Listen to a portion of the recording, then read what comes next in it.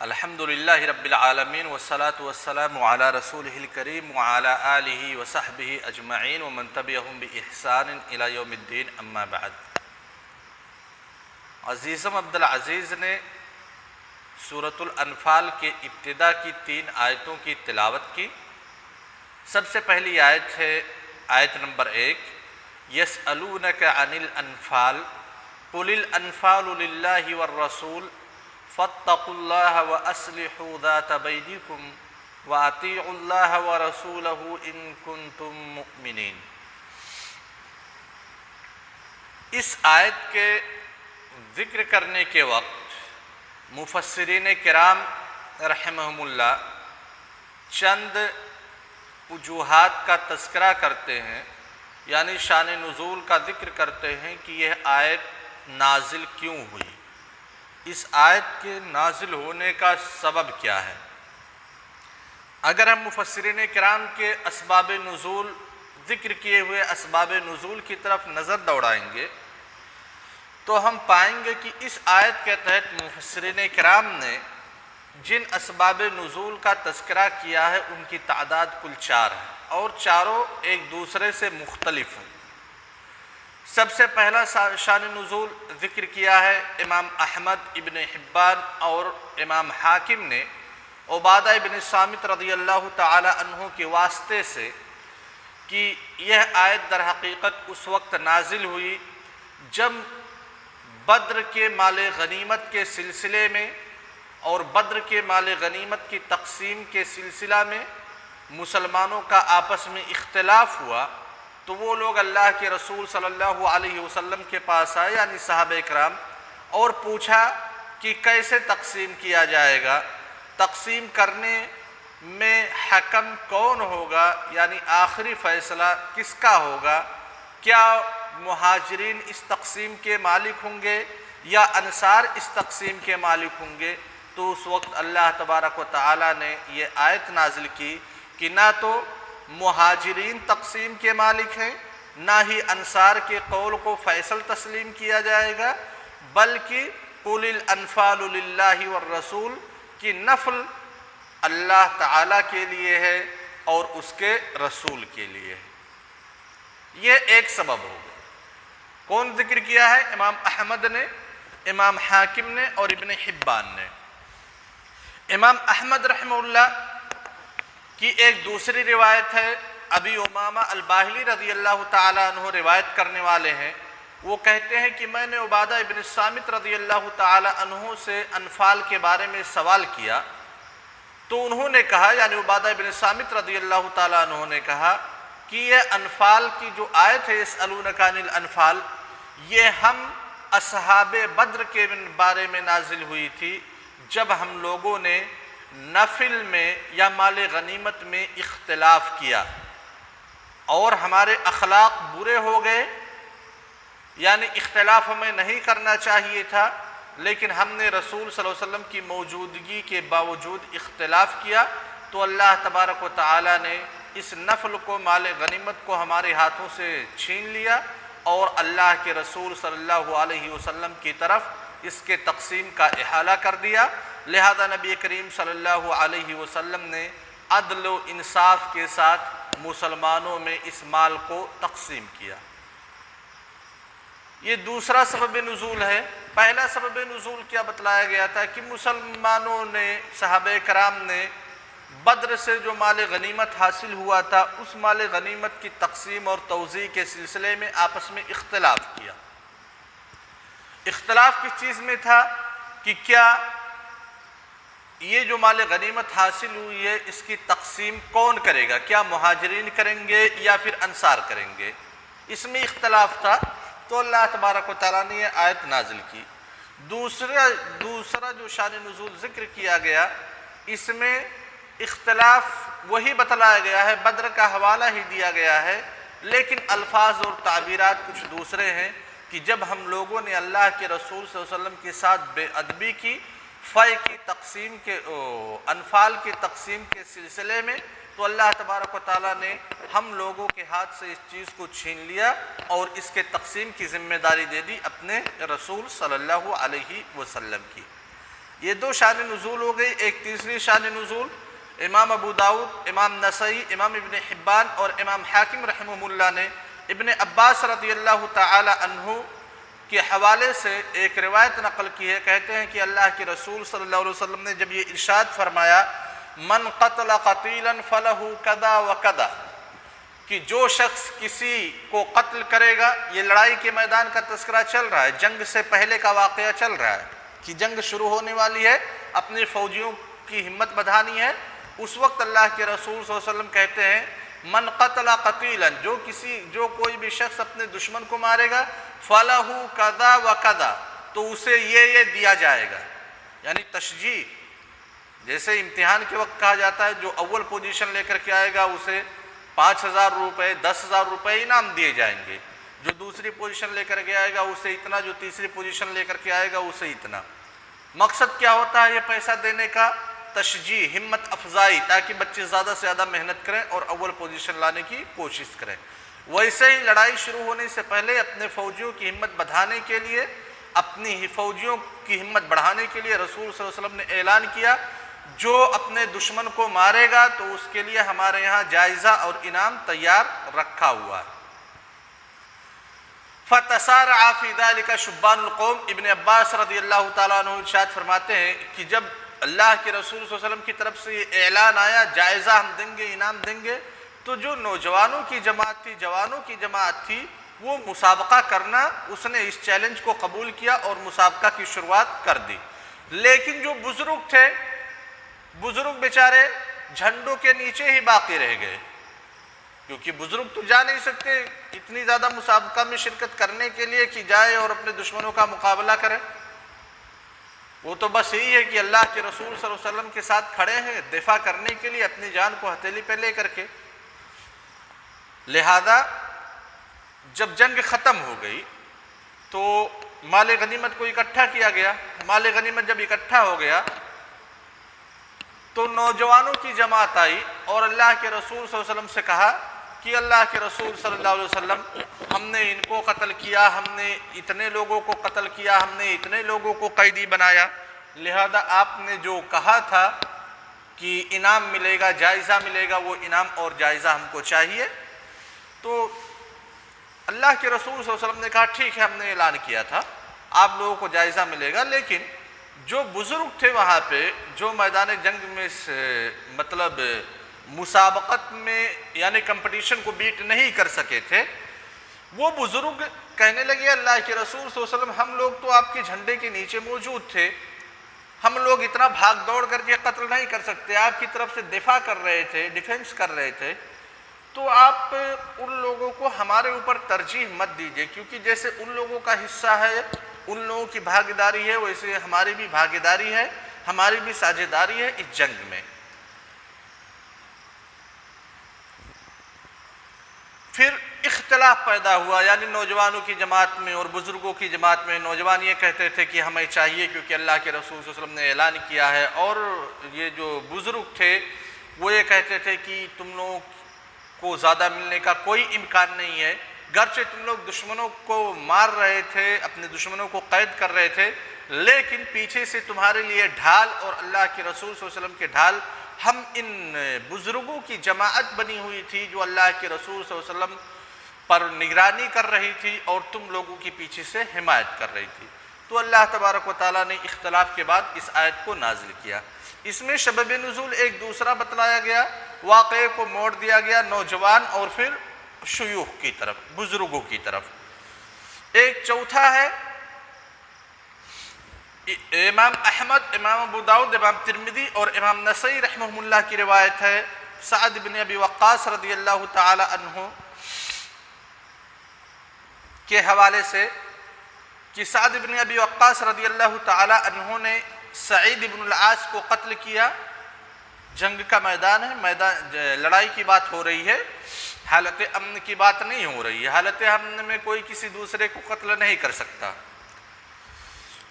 کہتے ہیں کہ سعد بن ابی وقاص رضی اللہ تعالیٰ عنہ نے سعید بن العاص کو قتل کیا اور ان کے تلوار کو لے لیا، یعنی سعید بن العاص کے تلوار کو۔ نبی کریم صلی اللہ علیہ وسلم نے سعد بن ابی وقاص سے مطالبہ کیا کہ جو سعید بن العاص کی تلوار کو آپ نے لے لیا ہے آپ اسے مجھے ہبہ کر دیجئے، تو انہوں نے منع کر دیا سعید بن ابی وقاص نے، کیونکہ اللہ کے رسول صلی اللہ علیہ وسلم کی ایک حدیث ہے من قتل قتیلا فلو کذا وکذا، من قتل قتیلا وعلیہ سلبہ فلہ، مطلب یہ ہے حدیث کا اگر کوئی کسی اپنے دشمن کو مارتا ہے تو دشمن کے پاس جو کچھ سامان ہے اس کا لڑائی کا ہتھیار ہو گیا یا پھر کپڑا ہو گیا، جو کچھ جس دشمن کو مارا ہے اس کے پاس جو کچھ سامان ہے اس کا اصل مستحق سلب وہ کہلاتا ہے، اور اصل مستحق اس کا قاتل ہے جس نے دشمن کو قتل کیا ہے۔ اب چونکہ سعد بن ابی وقاص نے سعید بن العاص کو قتل کیا تھا، لہذا ان کی سعید بن العاص کی تلوار ان کی ملکیت میں آئی، ان کے پاس ٹرانسفر ہو کر کے آئی، تو اللہ کے رسول صلی اللہ علیہ وسلم نے جب ہبہ کرنے کا مطالبہ کیا، یعنی کہا کہ آپ مجھے گفٹ دے دیجئے، ہبہ کر دیجئے، تو انہوں نے منع کر دیا سعد بن ابی وقاص نے، تو کہتے ہیں اس وقت آیت نازل ہوئی۔ اب دیکھیے 4 روایات ذکر کی گئی، چاروں میں الگ الگ اسباب کا تذکرہ ہے، تو کیا ایک ہی آیت 4 مرتبہ نازل ہو سکتی ہے؟ در حقیقت جو شان نزول بیان کیا جاتا ہے، شان نزول میں سبب پہ بحث ہوتی ہے کہ کون سی سبب کی وجہ سے یہ آیت نازل ہوئی۔ جو ہم 4 روایتیں پڑھیں، ان 4 روایتوں میں در حقیقت کوئی تعارض نہیں ہے، کیونکہ یہ آیت نازل ہوئی ہے بدر کی مال غنیمت کی تقسیم کے بارے میں، جب مسلمانوں کا آپس میں اختلاف ہوا، لہذا بعض روایات نے، جو 4 روایات ہیں ان میں سے بعض روایات نے ایک عام سبب کا تذکرہ کیا کہ مسلمانوں کا آپس میں اختلاف ہو گیا، جیسے پہلی والی روایت تھی، یا پھر دوسری والی روایت تھی کہ بزرگوں کا نوجوانوں سے اختلاف ہو گیا، اور بعض روایات نے کسی خاص سبب کو ذکر کیا، جیسے یہ چوتھی روایت ہے سعد بن ابی وقاص رضی اللہ تعالیٰ عنہ والی روایت۔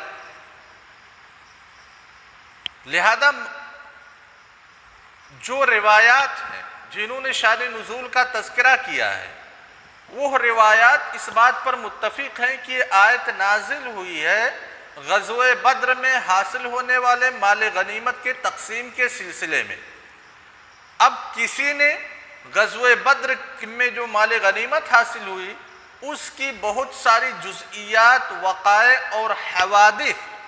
بہت سارے ہیں، لہذا کسی نے بعض جزئیہ کا تذکرہ کیا، کسی نے بعض جزئیہ کا تذکرہ کیا، کسی نے کسی دوسرے حادثے کا تذکرہ کیا،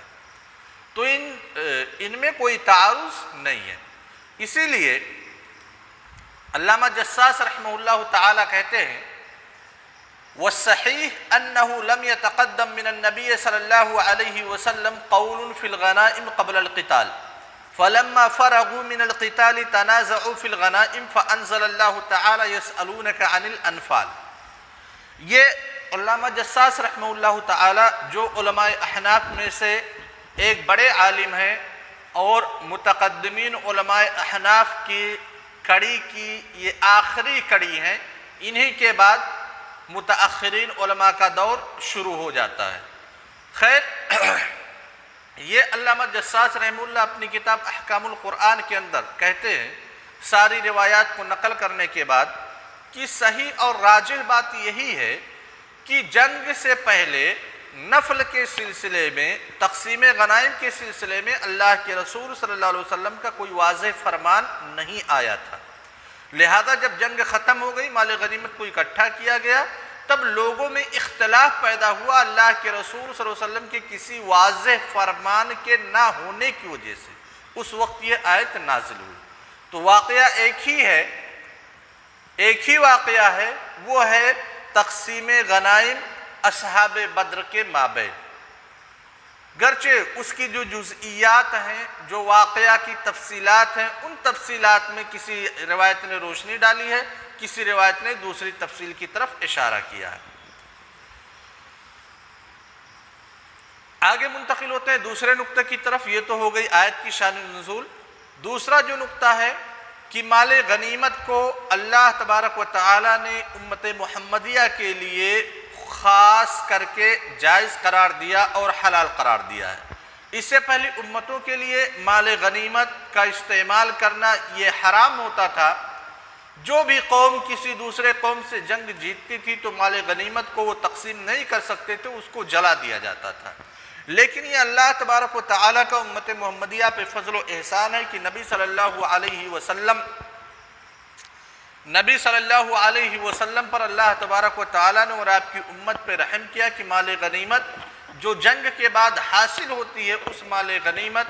کو مسلمانوں کے لیے جائز قرار دے دیا جائے کہ اس کو استعمال کر سکتے ہیں. اور یہی نہیں بلکہ مال غنیمت اسلامک اقتصاد کی جو بنیاد رکھی گئی ہے, جن چیزوں پہ جو موارد مالیہ شرعیہ ہیں مشروعہ ہیں, یعنی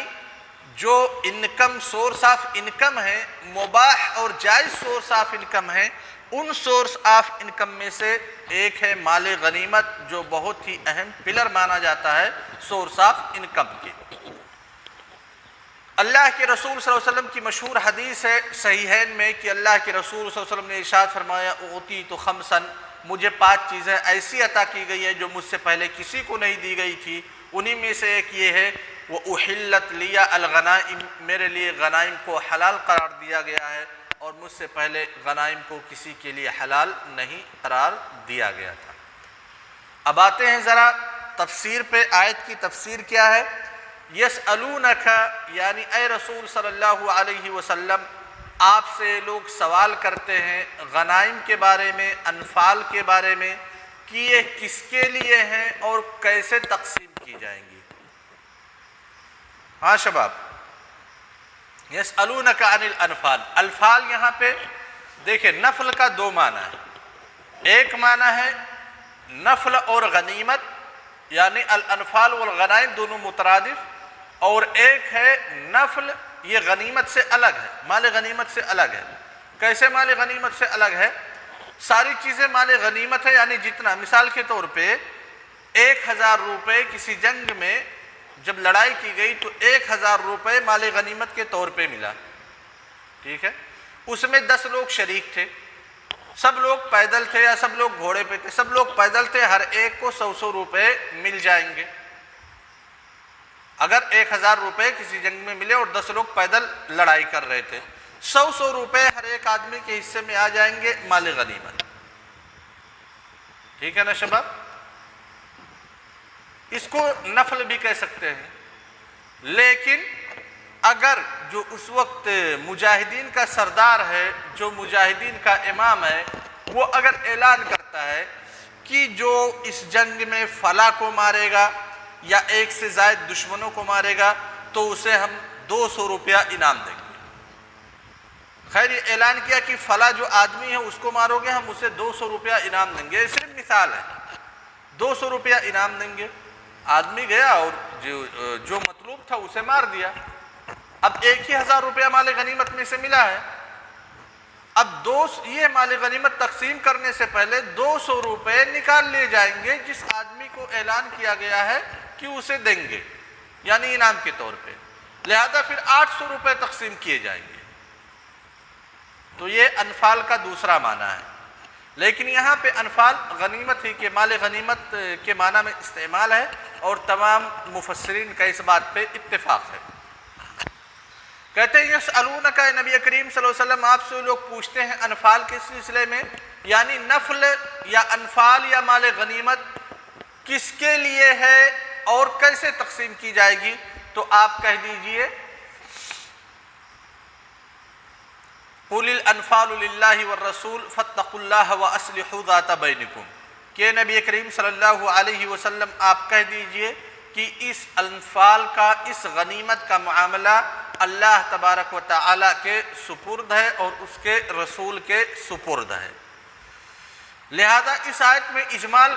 یہ آیت مجمل ہے, یہ نہیں بیان کیا گیا کہ کس میں خرچ کیا جائے گا, اس انفال کے مستحقین یا مال غنیمت کے مستحقین کون کون ہیں. دوسری آیت میں اللہ تبارک و تعالیٰ نے جو حصے داریاں ہیں نفل کی انفال کی اس کا تذکرہ کیا، اور اسی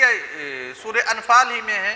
کہا وَاعْلَمُوا أَنَّمَا غَنِمْتُم مِّن شَيْءٍ فَأَنَّ لِلَّهِ خُمُسُهُ وَلِلرَّسُولِ وَلِذِي الْقُرْبَى وَالْيَتَامَى وَالْمَسَاكِينِ وَابْنِ السَّبِيلِ وغیرہ وغیرہ۔ اس آیت میں سورہ انفال کی پہلی والی آیت میں اللہ تبارک و تعالیٰ نے اجمالاً ذکر کیا کہ اللہ کے لیے ہے، رسول کے لیے ہے۔ دوسری آیت میں سورہ انفال ہی کے اس اجمال کا بیان آ گیا، تفصیل آ گئی کہ یہ جو انفال ہیں یا جو غنائم ہیں کون کون اس کے مستحق ہیں۔ اللہ تبارک و تعالیٰ نے اس کا تذکرہ کیا، کہا کہ اس کا خمس اللہ کے لیے ہے، رسول کے لیے ہے، ذوی قربا کے لیے ہے، یتامہ کے لیے، مساکین کے لیے ہے،